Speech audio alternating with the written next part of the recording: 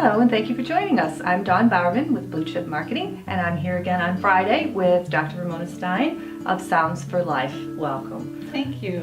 And spring is here, which is I don't great. think so. Well, it's still a little cold out, no sunshine, but Right. they're telling us it's here. So there is a light at the end of the tunnel. Right. Easter is next week, so we won't be doing a show next week, but we're going to cover today some information on hearing aids, when you get them, and what's to be expected throughout the year, things that you have to do to maintain them and things like that. So tell us about, you come in, you get tested, you have your hearing aids, what happens after the first appointment, I guess, and then through for the year. Okay, so first of all, it really varies. You know, the level of follow-up and care that you get varies practice to practice. So I'm just going to tell you kind of what happens here. We do like to follow our customers as closely as possible, just to make sure that they are happy with their hearing aids and that the hearing aids are working to their, best potential to improve the person's quality of life. So we evaluate the hearing, and then if there's any medical issues, we would refer the customer to their primary care physician, who might then refer them to an ear, nose, and throat doctor. And then we do the fitting, and we recommend, again, as we talked about several weeks ago, we recommend that the person brings somebody with them, a significant other, a friend, a child, adult child, so that when we go over all of the details, especially for people who are new hearing aid wearers, we can cover a lot of information, because people do tend to forget, because most of it is foreign. And we get a lot of calls, well, it's not working, how do you change the battery again, that kind of thing. Yeah. So we do try to figure that 4 years are better than 2. Yeah. So then after the fitting, we see the person a week later. Okay. And make any kinds of adjustments that might be needed. So we sit with the person and get the feedback from them. We usually tell them to kind of make a little journal of, what works really well, what environment they're in. Right, Oh, right. that's a great idea. Which ones are challenging, and then we can address those issues, week after the fitting. Of course, the person can come in at any point. They don't have to wait for the week. If something isn't working properly, we do encourage them to come back sooner than that. Yeah. And then generally we don't see the person again until they're at the end of their 45-day trial period. We are very careful to make sure that the person comes in again before the 45 days, because we don't want a situation where it's 3 months later and they say, well, geez, I haven't worn the hearing aid. Well, after the 45 days, the hearing aid is theirs. Right. So we like to see them. And then, it's quite a distance between that appointment a week after the fitting and the 45-day checkup. And the person can, again, come in as many times as they need to with questions, if they need adjustments, anything like that. And Sure. that during the 45 days is all covered. There's no charge for that. That's great. Yeah, because one of the things I think that is interesting, and I know some of the patients that I've heard come through here, is the fact that things sound so differently.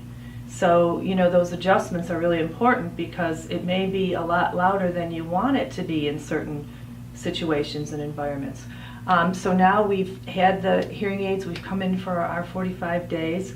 What would your recommendations here at the practice be for the rest of the year, additional visits and things like that?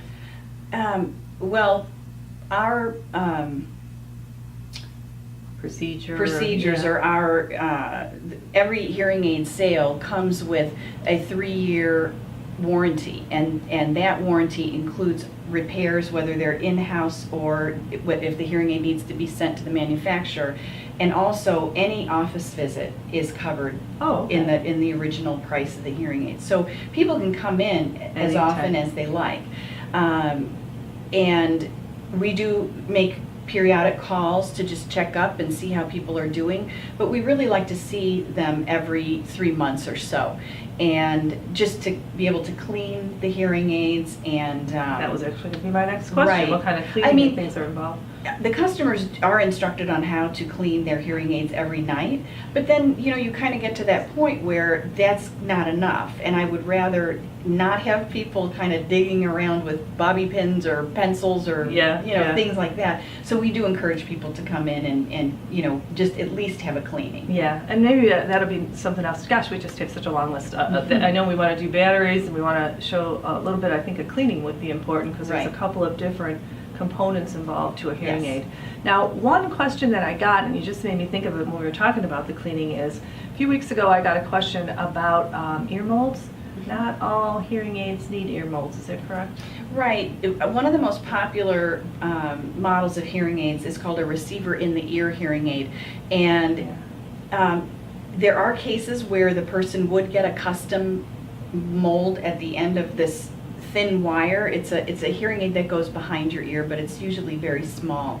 So depending on the person's loss and if they're having any issues, they may get kind of a custom mold for that piece that goes in your ear. But most people can use universal, they're called domes. So they're soft, plastic or vinyl pieces that just snap on. Yeah, they reminded me of the things that go on the end of your headsets. Yes, they're similar the to same that. thing. Very good. So in the maintenance and maintaining of them, you recommend after the 45 days, you want to see people every 3 months, which is great. Yeah. They can come in and have them cleaned, checked, and looked at. And like you said, anytime they notice any differences or need tweaking, be great to come in. So that's wonderful. Now, at the end of the warranty period, do you usually bring people in, before that so they can? Oh, yes, so that's definitely. really important too. Because we want to make sure if there's anything that's not working up to specs, we would address it at that time, so that it's covered under warranty. And then the other thing that I didn't mention that we have talked about before is a year after the original evaluation, we do another evaluation. If the person's if they feel their hearing has changed before that, or if there's a change in their tinnitus, or if they are experiencing dizziness, then we would test their hearing sooner than that. But it's really important with these hearing aids, since we use their audiogram or their hearing test results as the basis for programming and adjusting the hearing aids, it's important that we keep that information up to date. So if the hearing has gotten worse, we definitely want to incorporate that into the hearing aid. Sure. And adjust them accordingly. So it's all very important. And I know, and again, this has just, opened up a lot of thoughts and questions in my mind, so I'm sure the audience has the same.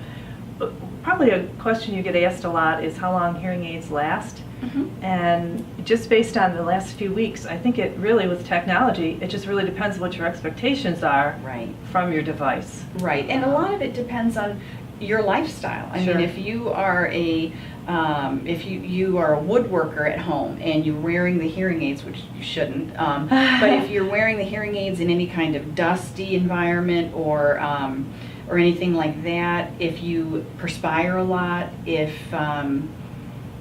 you use a lot of hair products and put them on after you've got your hearing aid on, that all kind of shortens the life of the hearing aids. But in general, hearing aids last about 5 years. That's kind of the average. That makes sense. And again, with the hairspray and all that, that's just another reason why you want to come in and have those cleaned and checked and things like that. Well, that is wonderful. Thank you again. That was great information. And again, if you have any questions, please reach out to us either by phone, which will have the phone number at the end of the broadcast and also in the beginning. You can also go online at SFH. Will I ever get this right? sflhearing.com. sflhearing.com. Very good. I got it last time, so every once in a while we'll get it. And you can pose your questions or call, whatever works the best for you. Dr. Stein would be happy to answer those questions. Definitely. So thank you very much, Dr. Stein. Thank you all. We look forward to next time, and have a wonderful holiday and enjoy this beautiful weather in Rochester. Thank you.